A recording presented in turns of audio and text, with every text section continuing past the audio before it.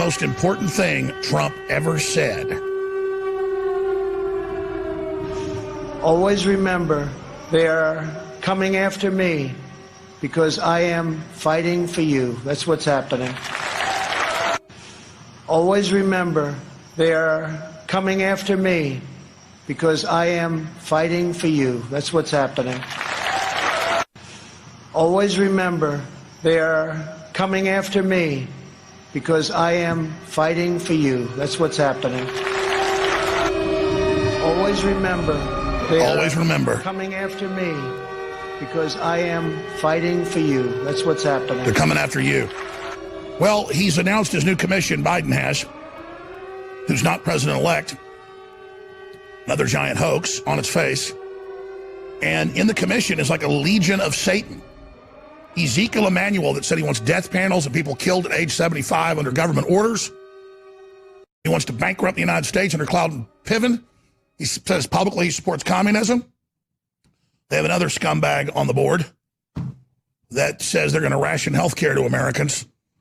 These commies will hurt you real bad. You see what they do to the cities they controlled. Remember Hillary just a couple months ago, and then everybody else like parrots repeated it in the Democratic Party? Said do not concede under any circumstances because they were projecting a big Trump win, and he did win in the states he won by a bigger margin. And he was winning by a bigger margin until they closed the polls in those 5-6 magic states that night. Now they're in full panic mode because Trump just won North Carolina and Alaska. Oh, they've been counting real slow when the states are going for Trump. But when the states were going against Trump, well, they were all done that night. This is simply incredible. But here's Hillary saying, do not concede the election no matter what, and that until the votes are certified by the state, Trump is not reelected. Oh, but now, within 5 days of the election, they told you, the media did, as the new kingmakers, because they decided themselves, to say that they decide who the president-elect is. No, that's not the law. Incredible. Here's Hillary. My advice to Joe Biden, and I've told the campaign this, obviously, is do not concede under any circumstances, because I believe the other side is going to cheat and sneak and try to do everything. If he loses, he's not going to leave if he loses. You know, Joe Biden should not concede under any circumstances, because I think this is going to drag out, and eventually I do believe he will win if we don't give an inch, and if we are as focused and relentless as the other side is. My advice to Joe So Biden. there were two parallel plans, plan A, B, and they actually went with C, as I said on Monday and Tuesday with my prediction. A was to try to just steal it outright with so much election fraud, so much hacking, so many scams that they could say Biden won that night. When it became clear that wasn't the case, they paused it, brought in all the extra ballots, all the graphs show that straight up, not organic, but straight lines to get him above. They don't care. They're flaunting it in your face. But I said they might go with C, where they pause it, but it only goes for a few days, and then they start stuffing the ballot boxes and just prematurely announce him without even completing the stuffing. And that's what they did. They did a hybrid of it to make it look like it was legitimate for a few days and no one knows who the real winner is, and it's paused, so you would think that process was legitimate, so that when the mainstream media announced the winner, you would buy. Now that mainstream media tells you who's the winner. It's the state clerks, it's the county clerks, it's the legislatures, if that can't be decided. But that's the Constitution. Remember, Joe Biden broke his promise, too. He said that he would not declare himself the winner until all votes were counted. But then they flipped that around. Now they don't want them counted. Here it is.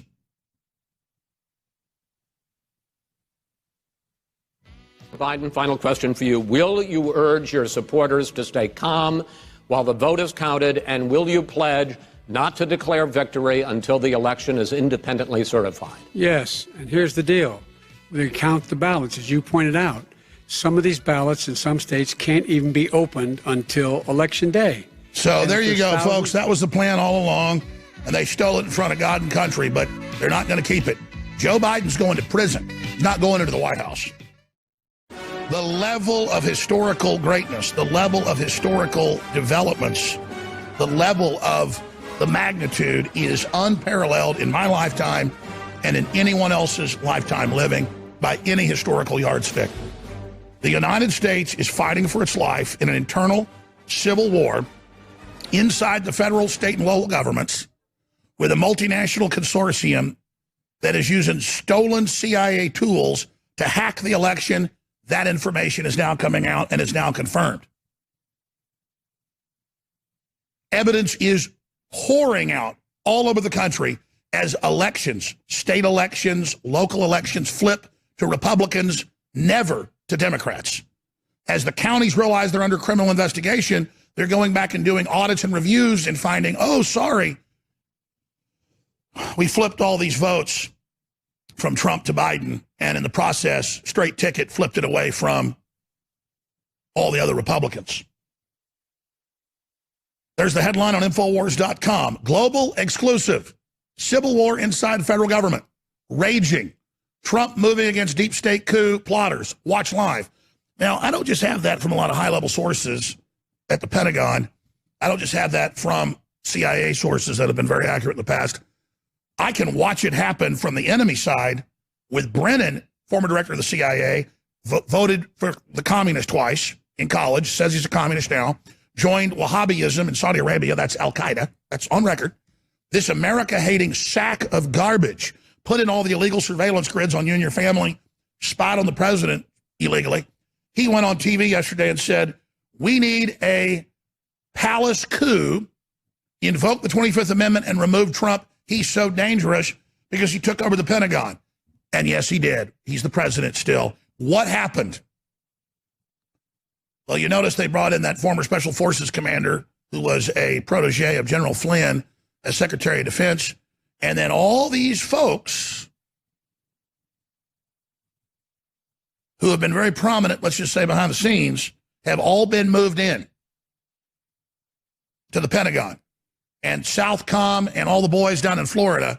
And so the fight is on, and that commie, Wahhabist piece of trash, Brennan, is crapping bricks right now with 70 days left.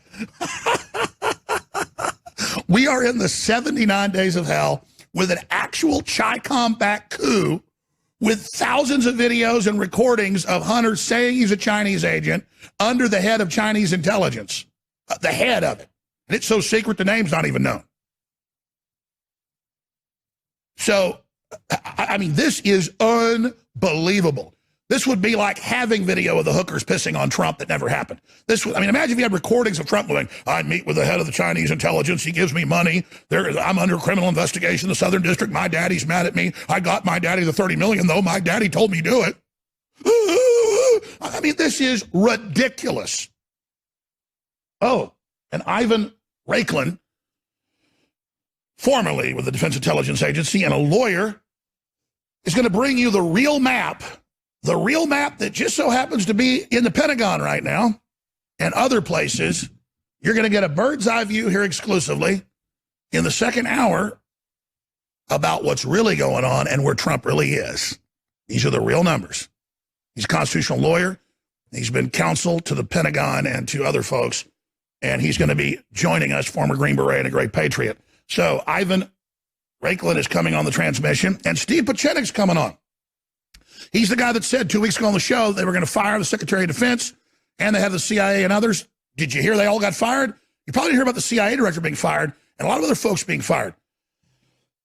So you better pray to Jesus, folks, that this turns around, because we are in a dangerous situation. We have a foreign Chi-Com globalist-backed attack on America.